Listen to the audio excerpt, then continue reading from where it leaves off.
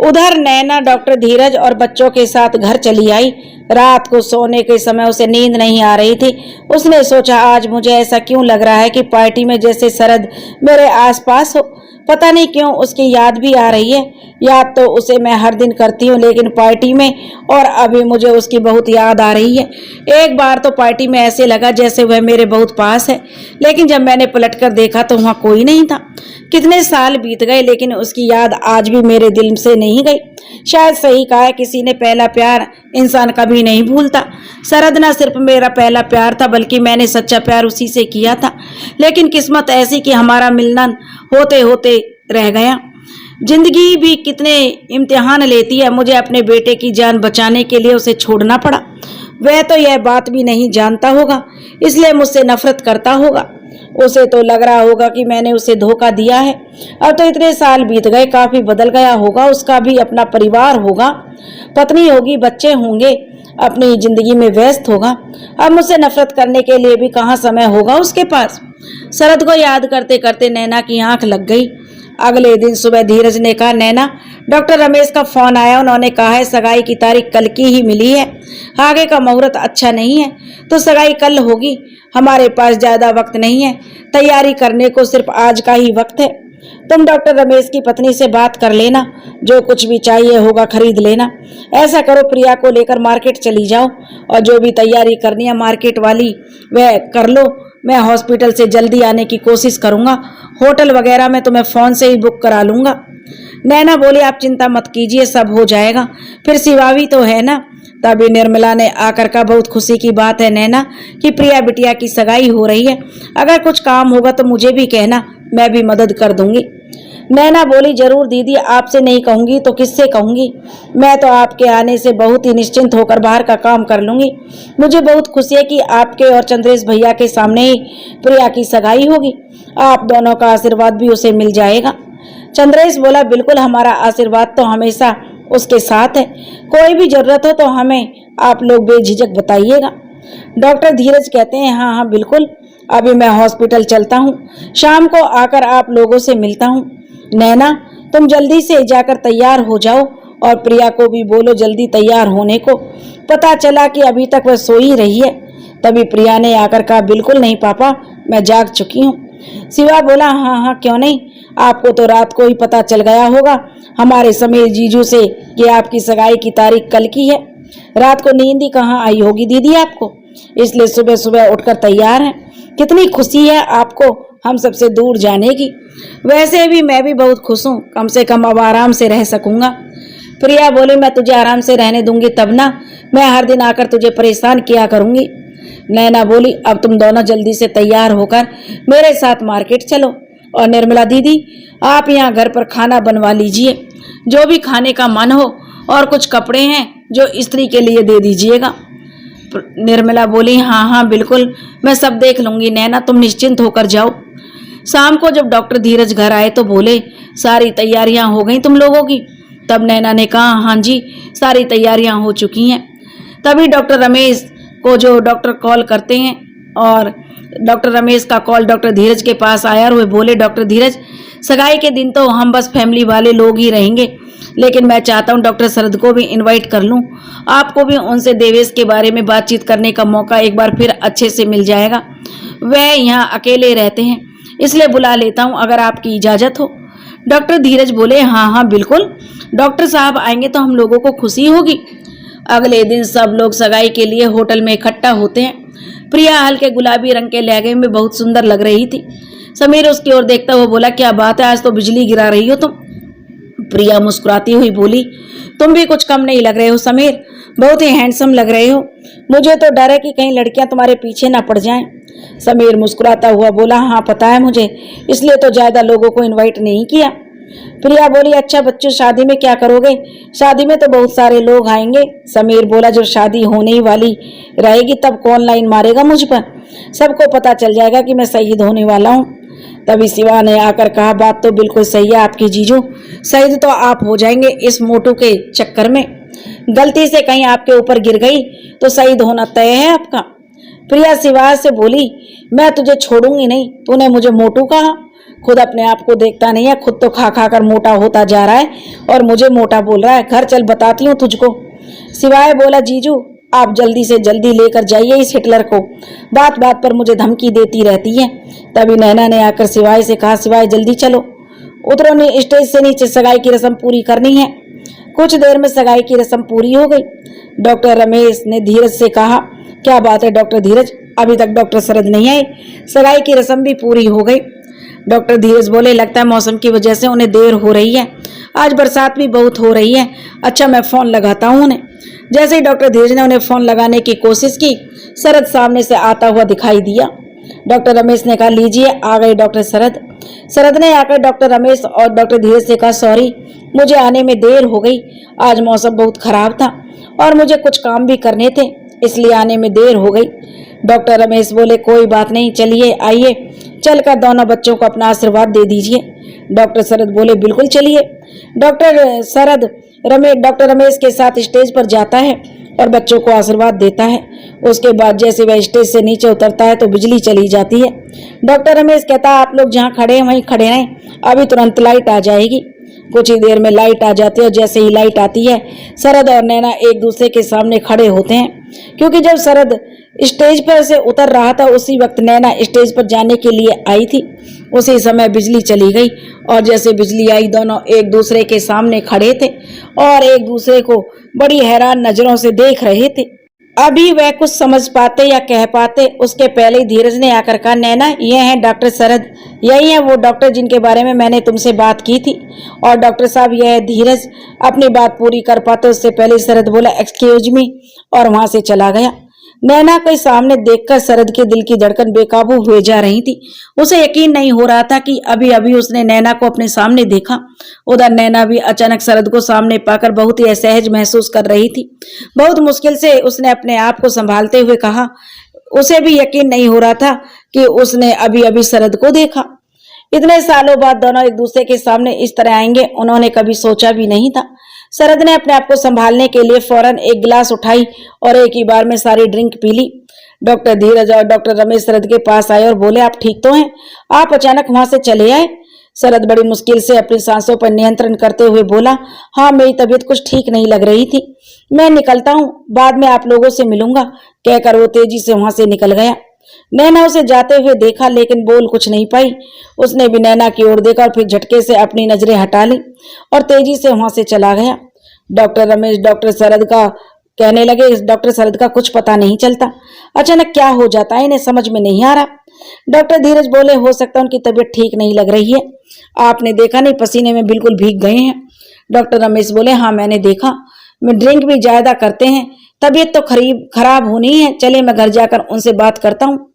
Doctor धीरज बोले, हाँ मुझे बताइएगा वे कैसे हैं। डॉक्टर रमेश बोला, जी बिल्कुल बताऊंगा। उधर नैना को परेशान देखकर निर्मला उसके पास आई और बोली, नैना तुम इतनी परेशान क्यों हो, सब ठीक तो है ना? नैना बोली, हाँ दीदी सब ठीक है, बस यूं ही थोड़ी थकान लग रही थी, तबीयत ठीक नहीं लग रही।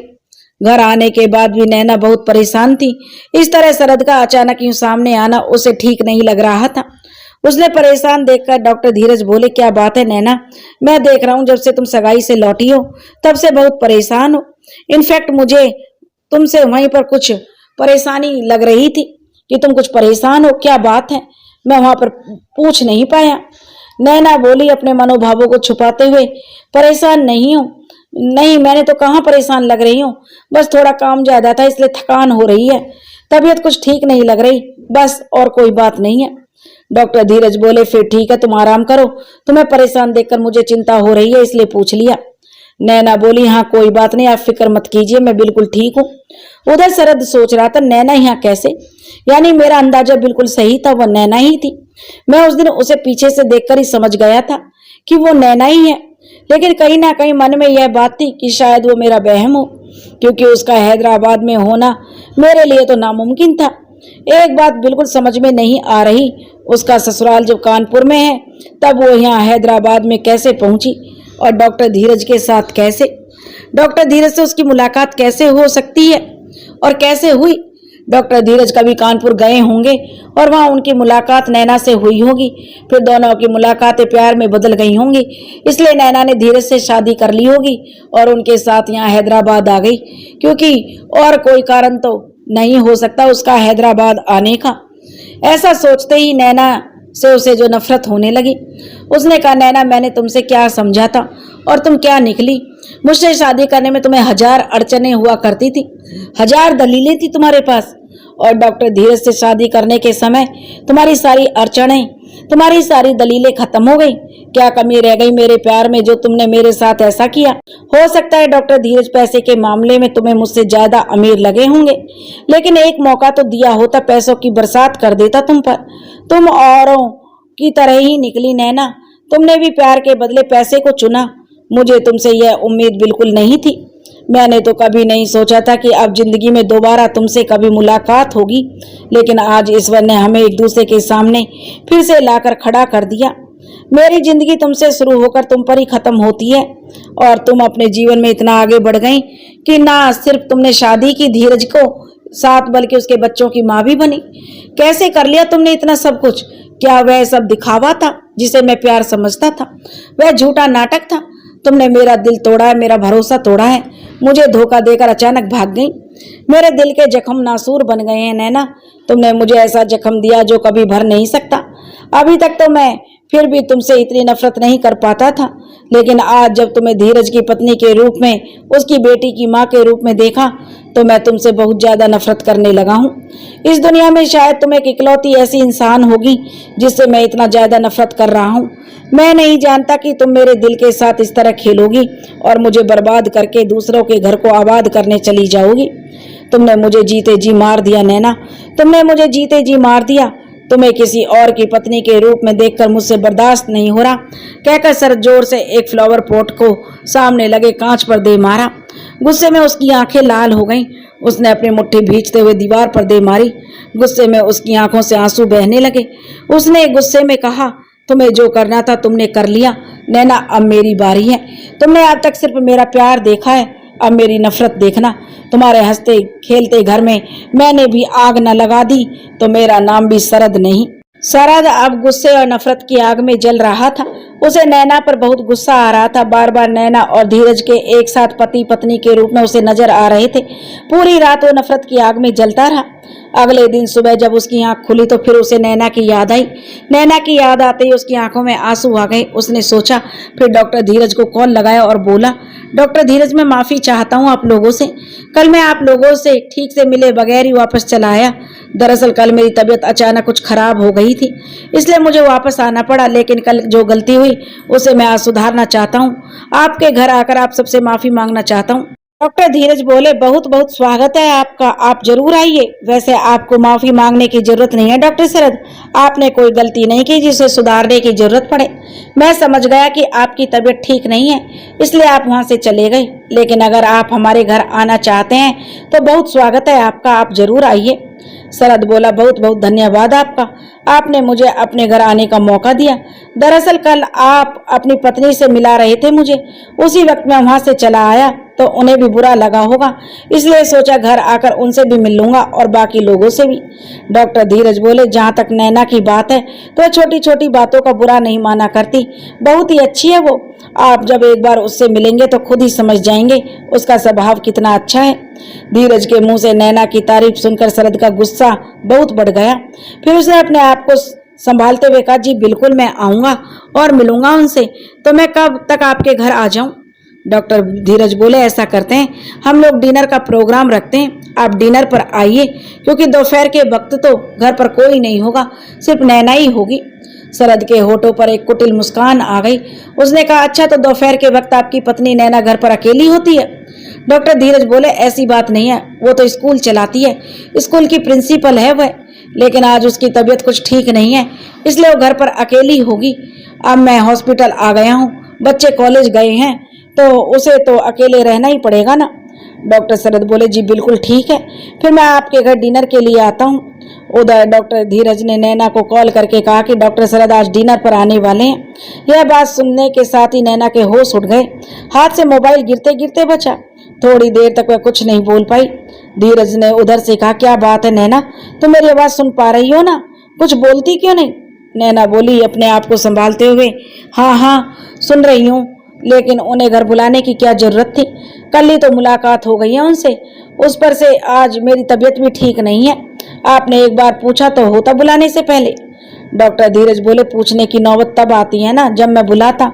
उन्होंने सामने से फोन करके कहा है नैना कि वे घर पर आना चाहते हैं, तुमसे मिलना चाहते हैं, बाकी लोगों से मिलना चाहते हैं, फिर मैं उन्हें मना कैसे कर देता?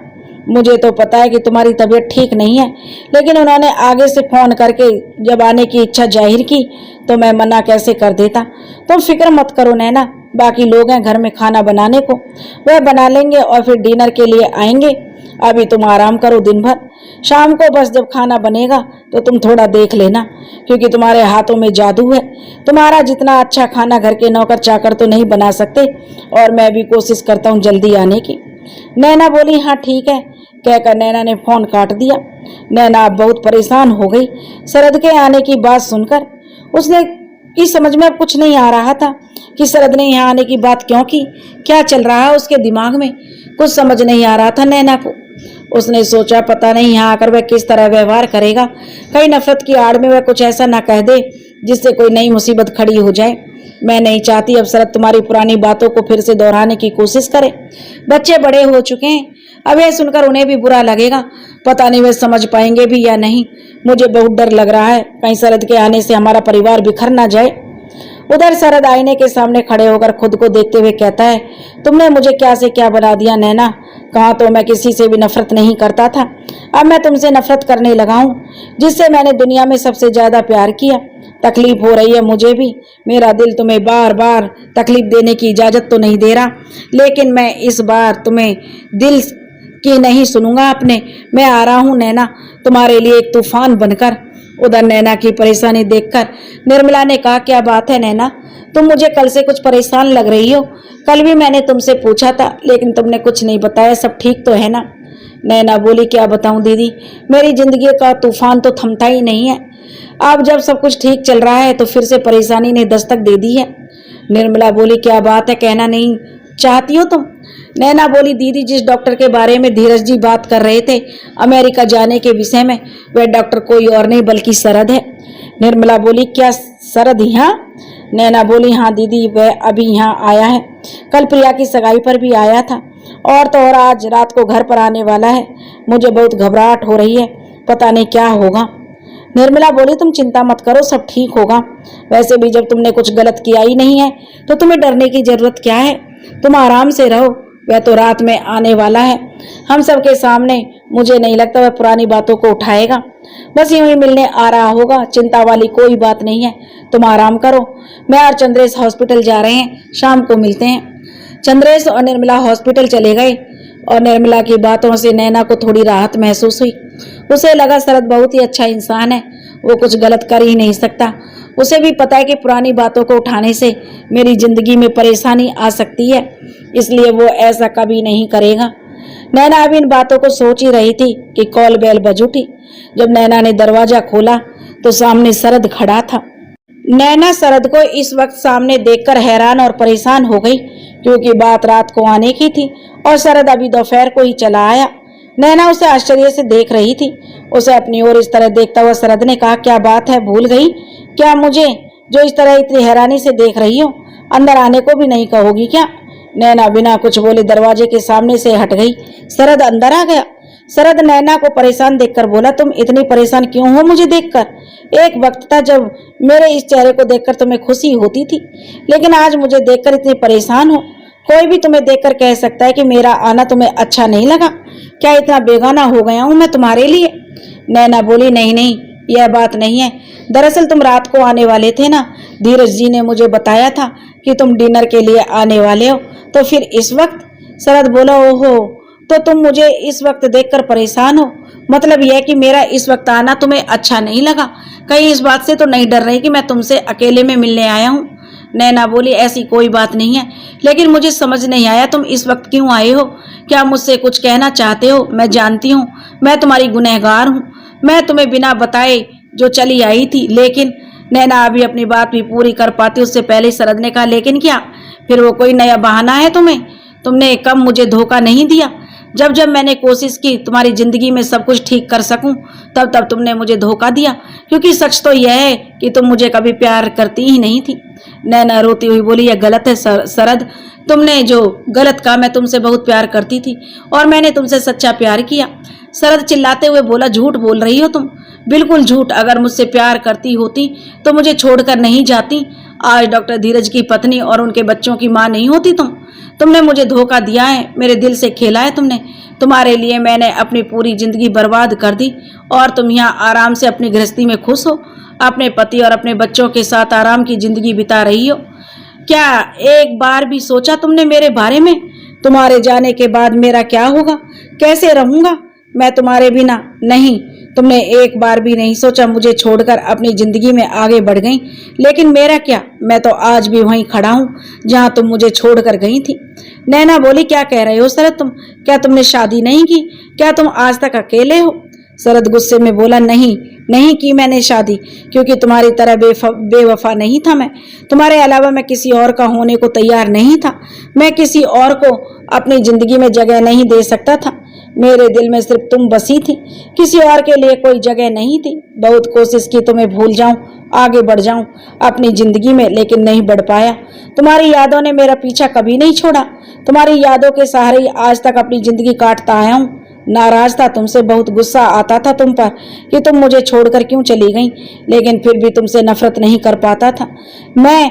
लेकिन आज जब मैं जान चुका हूं कि तुम किसी और की पत्नी, किसी और के बच्चों की मां बन चुकी हो, तो नफरत होने लगी है तुमसे। आखिर मेरे प्यार में ऐसी कौन सी कमी रह गई थी जो तुम मेरी ना हो पाई?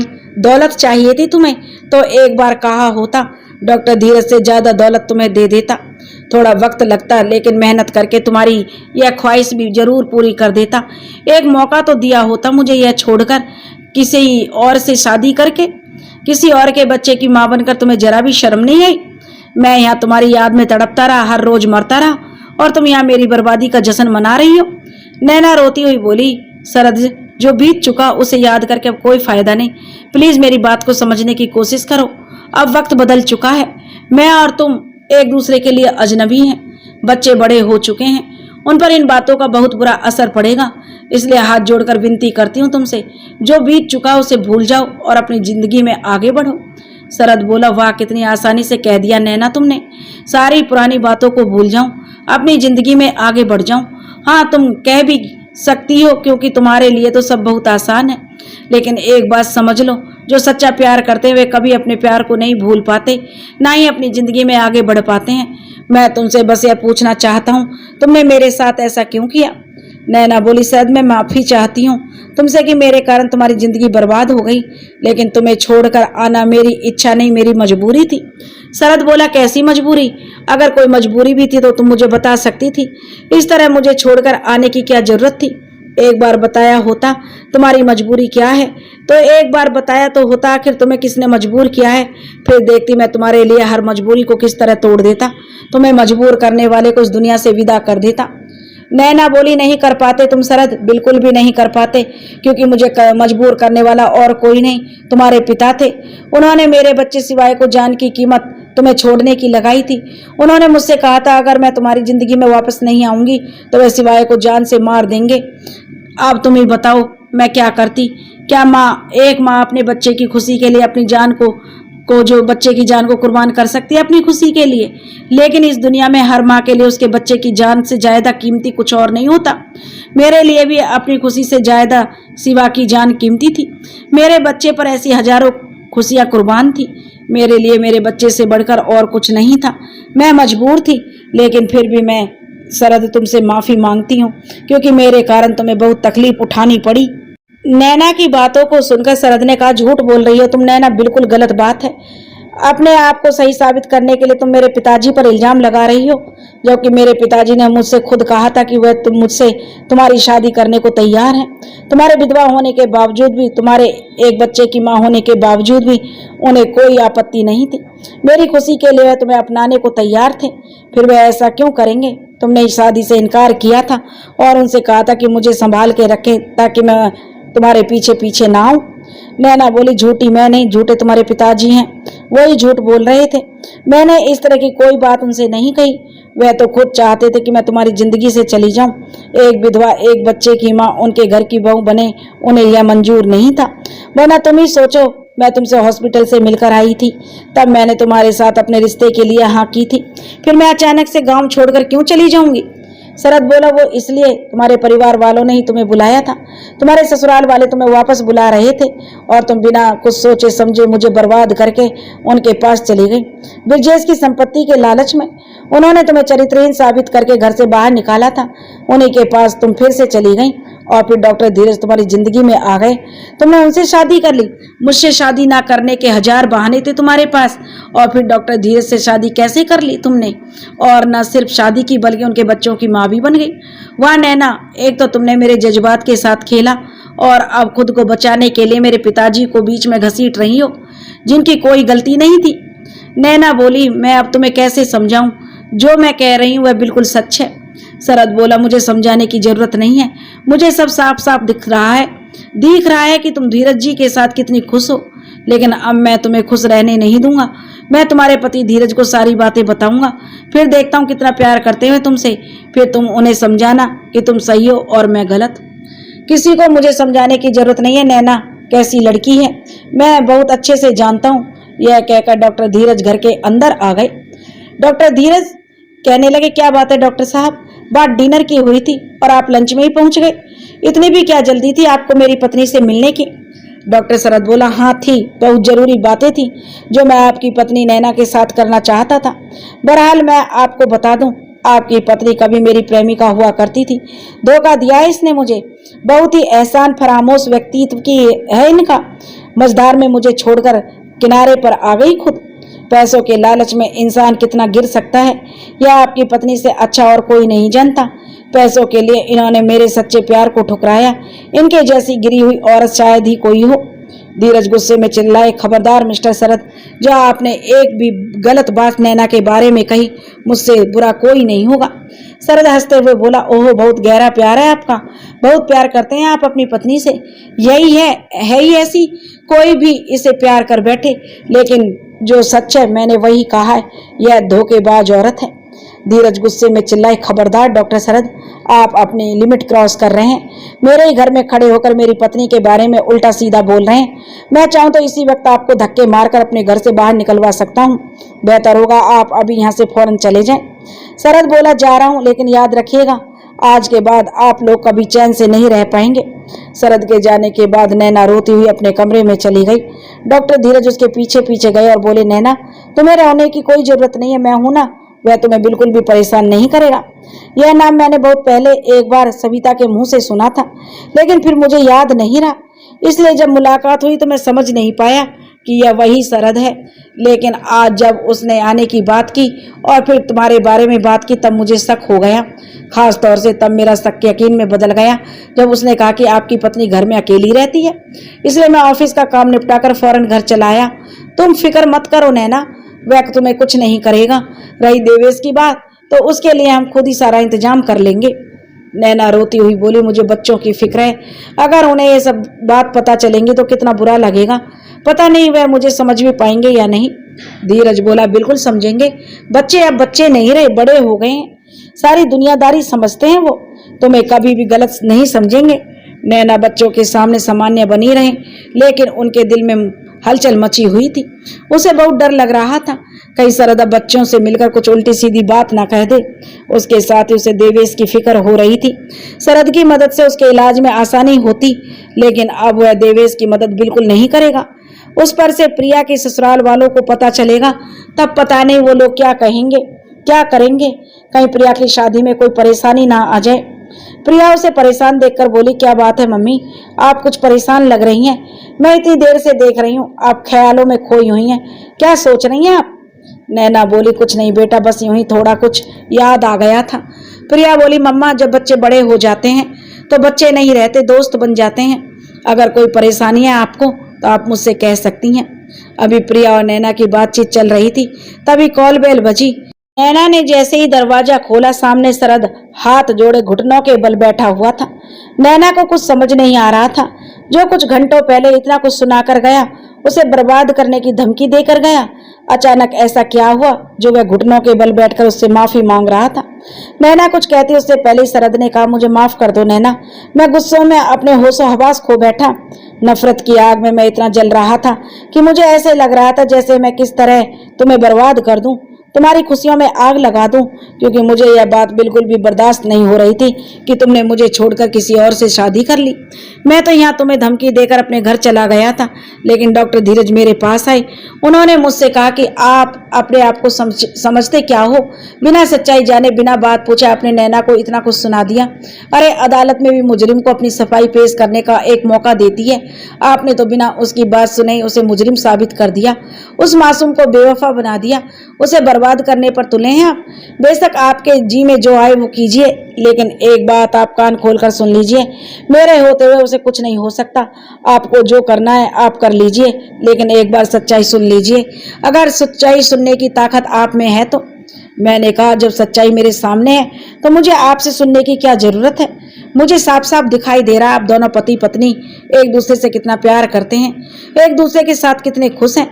उसने न सिर्फ मुझे धोखा दिया, बल्कि एक तरह से उसने आपको भी धोखा दिया है। क्या आप जानते भी हैं कि मैं उसका पुराना प्रेमी था?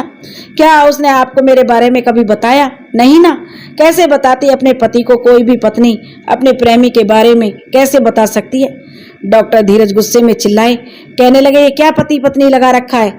जब सच्चाई पता नहीं है तो अपना मुंह बंद रखिए और अब कान खोलकर सुनकर दिल थाम कर सुनिए। नैना की सच्चाई क्या है?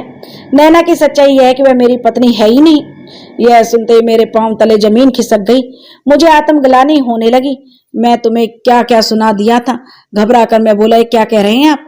आपने ही तो बताया था कि आपकी पत्नी नैना है।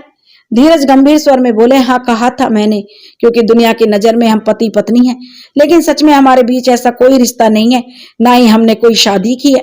मैंने कहा, मतलब मेरा दिमाग काम नहीं कर रहा था। क्या कह रहे हैं आप? कुछ समझ नहीं आ रहा था। आपको ऐसा करने की जरूरत क्यों पड़ी?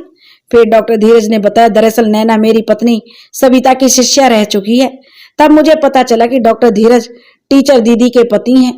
फिर उन्होंने कहा, नैना ने जो आपके पिताजी के विषय में कहा था वो बिल्कुल सच था।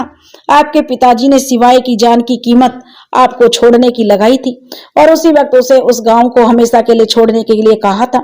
साथ ही यह भी हिदायत दी थी कि सच्चाई का पता किसी हाल में आपको नहीं चलना चाहिए, वरना वो उसके घर वालों को मौत के घाट उतार देंगे।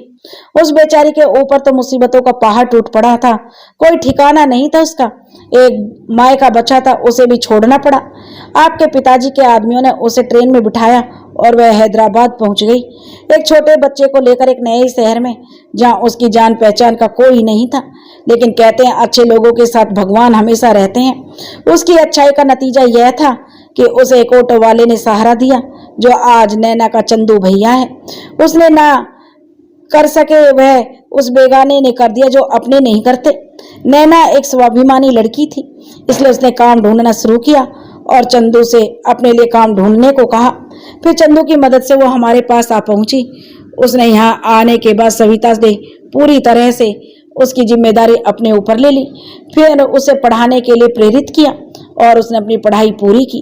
लेकिन एक दिन एक एक्सीडेंट में सविता की मौत हो गई और जाते जाते उसने नैना से गुरु दक्षिणा के रूप में वचन ले लिया कि उसके जाने के बाद वो उसकी बेटी प्रिया का, मेरा और इस घर का ख्याल रखेगी।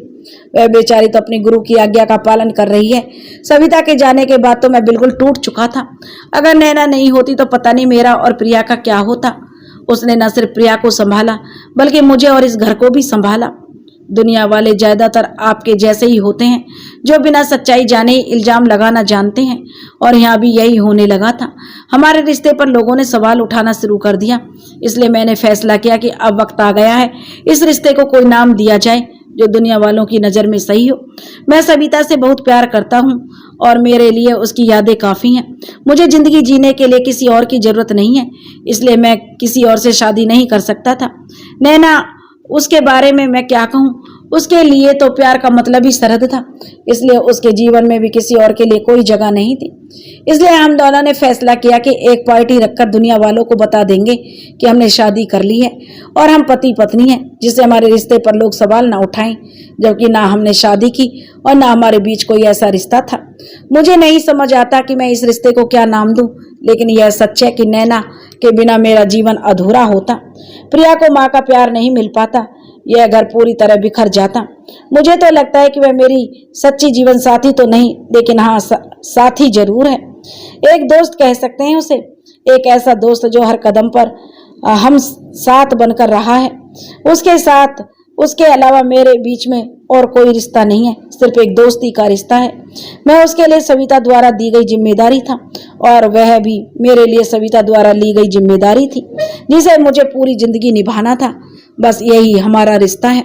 डॉक्टर धीरज की बात सुनकर मैं उनके पैरों में गिर पड़ा। अपनी ही नजरों में मैं गिर गया था। नैना, कितने महान हो तुम लोग और कितना तुच्छ हूं मैं। इतना घटिया सोच रखता हूँ। मैं तुमसे प्यार करने का, सच्चा प्यार करने का दम भरता रहा। क्या यही प्यार था मेरा कि तुम पर भरोसा ही नहीं रख कर पाया? पर नैना, मैं भी क्या करता अपने पिता पर? भला कौन सा बेटा शक करता? कौन सा बेटा ऐसा सोच सकता है कि उसके पिता ही उसकी खुशियों के सबसे बड़े दुश्मन निकलेंगे?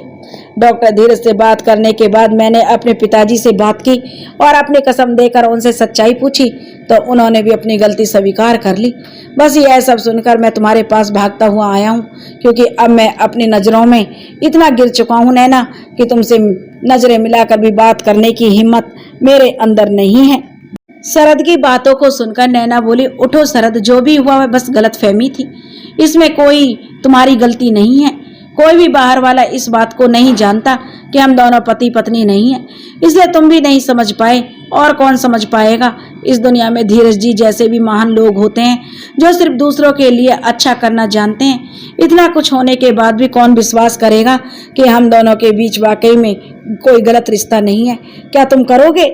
शरद रोते हुए बोला, अब मुझे और नीचा मत दिखाओ नैना, मैं बिल्कुल भरोसा करता हूँ तुम लोगों पर, वरना धीरज जी मुझे आकर सच्चाई क्यों कहते?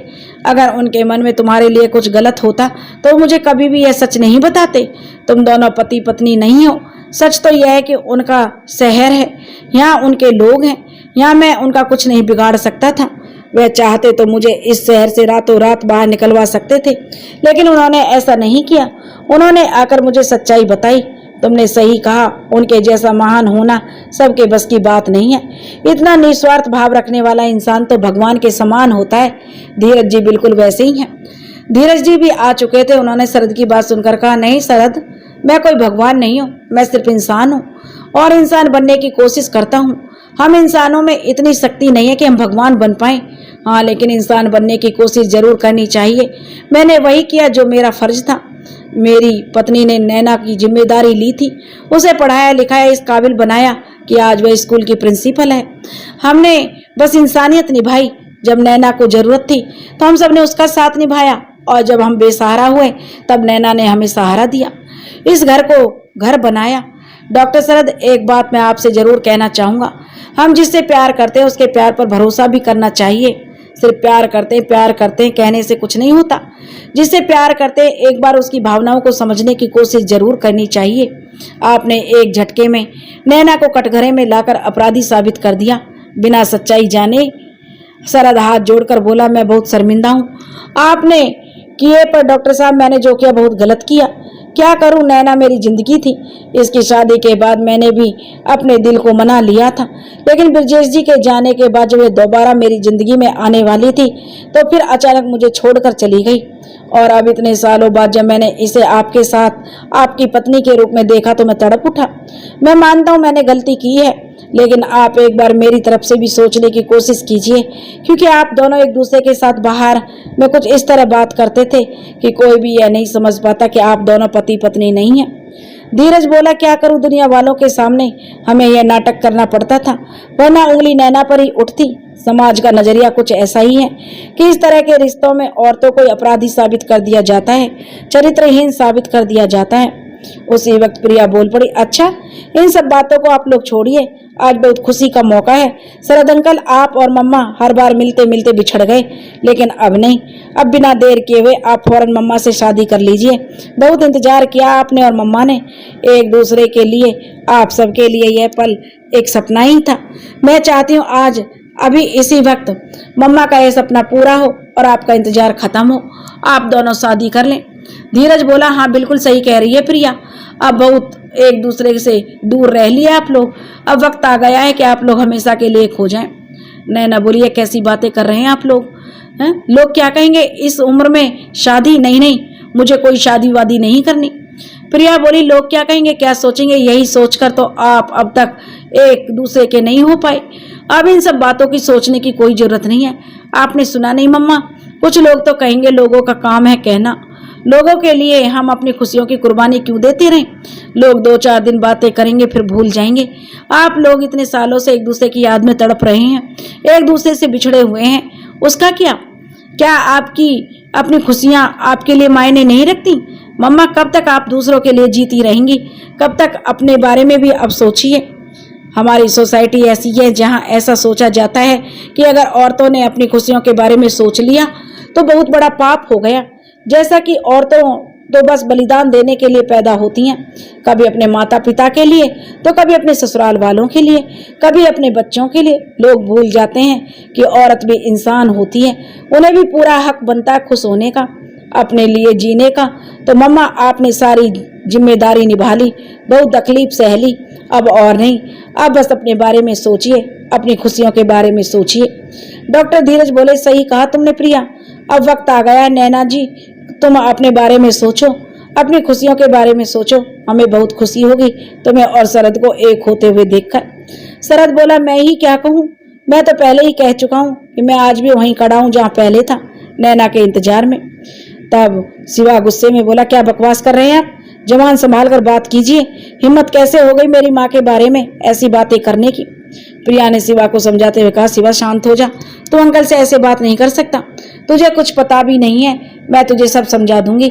फिलहाल तू इतना ही जान ले, मम्मा और शरद अंकल एक दूसरे से बहुत प्यार करते हैं सालों से, और अब वक्त आ गया है कि हमें मिलकर इन दोनों की शादी करवानी चाहिए।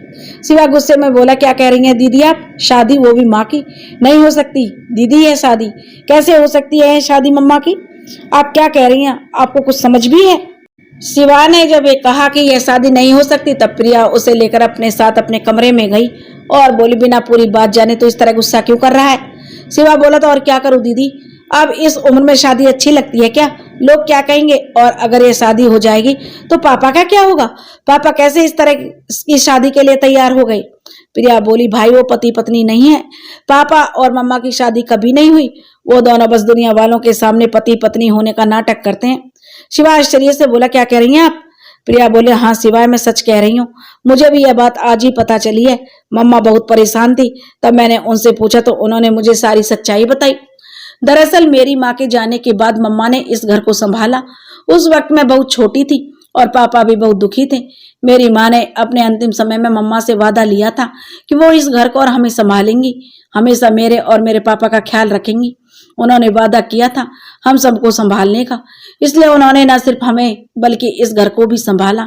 दुनिया वाले उनके रिश्ते पर उंगली उठाने लगे, इसलिए उन्होंने पति पत्नी होने का नाटक किया, जबकि सच्चाई तो यही है कि दोनों ने कभी शादी नहीं की, क्योंकि पापा मेरी माँ से बहुत प्यार करते थे, मम्मा शरद अंकल से। इन दोनों के जीवन में किसी और के लिए कोई जगह नहीं थी। तूने कभी नोटिस नहीं किया? सिवाय मैंने भी नहीं किया था। मम्मा कभी पापा के कमरे में उनके साथ नहीं, बड़े होने पर हम सब अक्सर पूछा करते थे, तो याद है वो क्या कहा करती थी? शिवा बोला, हाँ याद है, मम्मा कहा करती थी पापा लाइट जलाकर पूरी रात काम करते हैं, जिससे उन्हें नींद नहीं आती, इसलिए वो दूसरे कमरे में सोती हैं। प्रिया बोली, एग्जैक्टली। इसके अलावा एक और बात भी जो हमने कभी नोटिस नहीं की, मम्मा ने कभी करवा चौथ का व्रत नहीं रखा। हमसे कहा था कि उनके हेल्थ इश्यूज की वजह से उन्हें व्रत रखना मना है। शिवा बोला, हाँ सही कहा आपने, मम्मा ने कभी पापा के लिए कोई व्रत नहीं रखा। प्रिया बोली, कैसे रखती जब उनका रिश्ता ही उस तरह का नहीं था? कितना महान प्यार है इन लोगों का। सिवाय इन लोगों के आगे तो हमारा प्यार बहुत छोटा है। दोनों ने कितनी शिद्दत से अपना अपना प्यार निभाया है।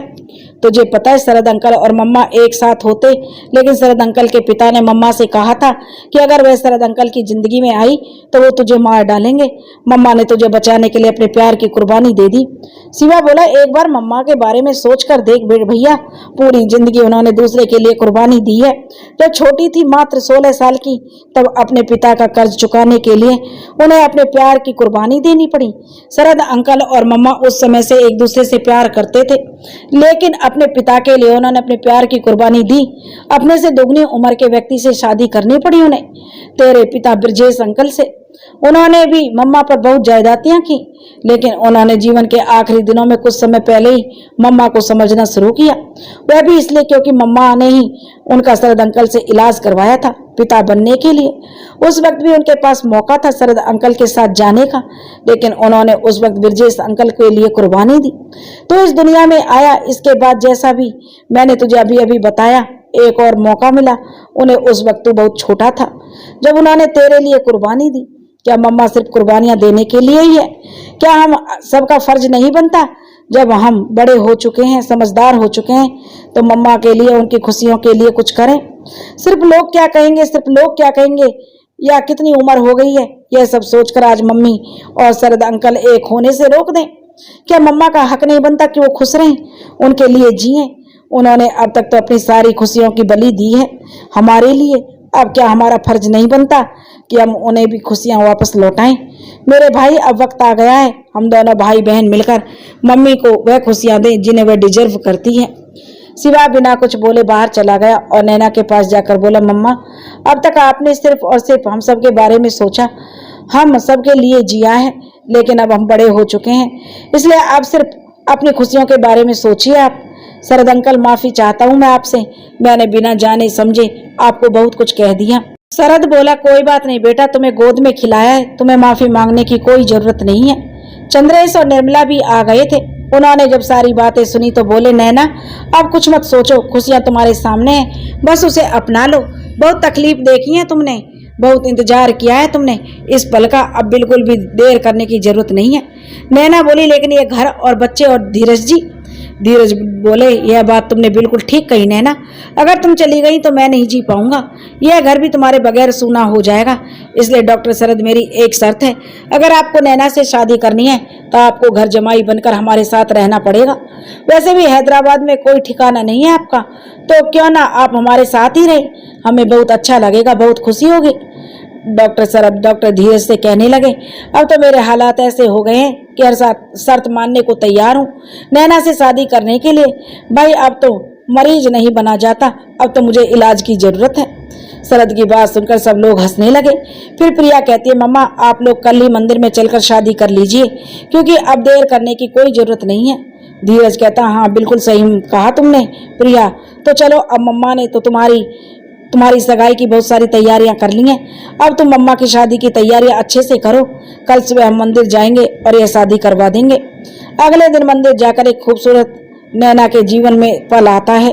उसे उसकी आंखों पर विश्वास नहीं होता। शरद उसके सामने वरमाला लिए खड़ा था। प्रिया उससे कहती है, मम्मा, आप इतना सोच क्या रही हैं, वरमाला डालिए। फिर मंत्रोच्चारण के साथ शरद नैना के साथ अग्नि के फेरे लेता है, उसकी मांग में सिंदूर भरता है, मंगलसूत्र पहनाता है और नैना हमेशा के लिए शरद की हो जाती है। पंडित जी कहते हैं, अब आज से आप दोनों पति पत्नी हो गए। दोनों एक दूसरे को देखते हैं, दोनों की आंखों में खुशी के आंसू थे। तभी धीरज बोले, नैना, आज से तुम्हें एक बहुत जरूरी काम करना याद है ना तुम्हें? नैना बोली, हाँ याद है, चलिए। अब लोग वहां से चले जाते हैं। जब सब लोग एक जगह जाते हैं तो जहां पर एक एनजीओ का उद्घाटन होने वाला था, नैना मंच पर आती है और बोर्ड से पर्दा हटाती है। बोर्ड पर एनजीओ का नाम लिखा होता है, वजूद। फिर नैना वहां आए हुए लोगों से मुखातिब होकर बोलती है, मैं यहाँ उपस्थित सभी लोगों का अभिवादन करती हूँ, यहाँ आने के लिए उनका धन्यवाद करती हूँ और बहुत स्वागत करती हूँ। मैंने आज एक एनजीओ की स्थापना की है जिसका नाम है औरत का वजूद। जिंदगी में आए उतार चढ़ाव ने मुझे इस एनजीओ की स्थापना करने के लिए प्रेरित किया। धीरज जी ने इसमें मेरा काफी सहयोग दिया, इसके लिए उन्हें भी तहे दिल से धन्यवाद करती हूँ। वक्त बीते जमाना बदला, हम पुराने जमाने से नए जमाने में आए, आधुनिक युग में आ गए, लेकिन नहीं बदले तो औरतों के हालात। औरतों की हालत में सुधार आज भी गांव में, कस्बों में और बहुत सी जगह शहरों में भी बहुत हद तक नहीं बदले हैं। जितना होना चाहिए था उतने नहीं बदले। आज भी लड़कियां सुरक्षित नहीं है। आज भी कुछ लोगों की मानसिकता यही है, लड़कियां उपयोग की वस्तु हैं। पढ़ी लिखी आत्मनिर्भर लड़कियां भी घरेलू हिंसा का शिकार होती हैं। शहरों में भी, अपने कार्यस्थल पर भी महिलाएं सुरक्षित नहीं है, तो फिर गांवों में, कस्बों में, छोटे शहरों में आप समझ सकते हैं कि हालात कैसे होंगे। लेकिन इसका मतलब यह बिल्कुल भी नहीं है कि मेरी इस संस्था में सिर्फ महिलाएं आ सकती हैं। मेरी इस संस्था में वो सभी लोग आ सकते हैं जो अपने वजूद की लड़ाई लड़ रहे हैं और जीवन में कुछ करना चाहते हैं, क्योंकि मैंने देखा बदलते जमाने के साथ औरतें ही नहीं बल्कि पुरुष भी लड़ रहे हैं। इसलिए अगर आप अकेले हैं, आपको किसी सहारे की जरूरत है, तो वजूद के साथ आप अपने वजूद की लड़ाई लड़ें। यह न सिर्फ आपको सहारा देगी बल्कि आपको आत्मनिर्भर बनाएगी, आपके जीवन में एक दिशा देगी। मुझे ऐसा लोगों का इंतजार है जो समाज के लिए कुछ करना चाहते हैं। तो आइए हम सब मिलकर इस संस्था के जरिए लोगों की मदद करें। एनजीओ का उद्घाटन के बाद प्रिया ने खुश होते हुए कहा, वाह मम्मा, आपने तो बहुत अच्छा काम किया है। हम सबके साथ हैं, हम भी आपके साथ हैं इस काम में। नैना बोली, हाँ मुझे पता है तुम सब सहयोग करोगे मेरा। मैंने तभी तो मुझ में इतनी हिम्मत आई है। मैं बहुत दिनों से एक ऐसी संस्था खोलना चाहती थी जो वास्तव में लोगों की मदद करे। इसी विषय पर मैंने धीरज जी से बात की थी, उन्होंने भी काफी मदद की मेरी इस काम में। धीरज मुस्कुराते हुए बोला, अब दोस्ती की है तो निभानी तो पड़ेगी। शरद हंसते हुए बोला, आप दोनों अपनी दोस्ती के चक्कर में मुझे भूल गए हैं। अरे भाई, अभी अभी शादी हुई है मेरी, नया नया दूल्हा हूं, किसी को मेरी फिक्र नहीं है। धीरज मुस्कुराते हुए बोले, अच्छा, अरे मैं तो भूल ही गया, दूल्हे राजा भी हमारे साथ हैं। कहिए दूल्हे राजा, आपके लिए क्या किया जाए। शरद बोला, फिलहाल तो हम दोनों दूल्हा दुल्हन को आप हनीमून पर जाने की इजाजत दे दें। मैं अमेरिका जाने वाला हूँ, साथ में नैना को भी कुछ दिनों के लिए ले जाना चाहता हूँ, और हाँ, देवेश भी जाएगा। कुछ दिनों में हम लोग वापस लौट आएंगे, अगर आपकी इजाजत हो। धीरज बोला, इजाजत तो है, लेकिन क्या नैना का पासपोर्ट वीजा तैयार है। शरद मुस्कुराते हुए बोला, अरे आपको क्या पता, मैं नैना का पासपोर्ट वीजा हाथों में लिए घूमता हूँ।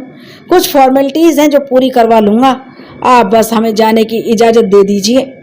धीरज मुस्कुराते हुए बोला, वाह बहुत खूब, मैं समझ सकता हूँ आपकी बेसब्री को। देवेश, निर्मला और चंद्रेश जी का पासपोर्ट वीजा बनकर तैयार है, वो लोग भी अमेरिका जाएंगे, चिंता मत कीजिएगा। आप उन लोगों को बस हॉस्पिटल तक पहुंचा दीजिएगा, वो लोग आपको डिस्टर्ब नहीं करेंगे। निर्मला और चंद्रेश भी बोल रहे, नहीं नहीं, बिल्कुल नहीं डिस्टर्ब करेंगे हम लोग, इतने समय के बाद तो आप लोग मिले हैं, अब आप लोगों को डिस्टर्ब करने का पाप भला हम कौन अपने सर लेगा। धीरज बोला, ठीक है, तो आप पहले नैना अमेरिका के लिए निकल जाइए, और नैना और शरद उसके 2 दिन बाद यह लोग जाएंगे, क्योंकि कुछ काम है यहाँ पर जिसे पूरा करना है। हॉस्पिटल की भी कुछ फॉर्मेलिटीज हैं, वह सब करके मैं इन लोगों को भेज दूंगा। शरद बोला, तो फिर ठीक है। शरद और नैना अगले दिन अमेरिका जाने के लिए निकलते हैं। नैना बार बार प्रिया को घर को ख्याल रखने के लिए और धीरज जी को जो शिवाय का ख्याल रखने के लिए बोल रही थी।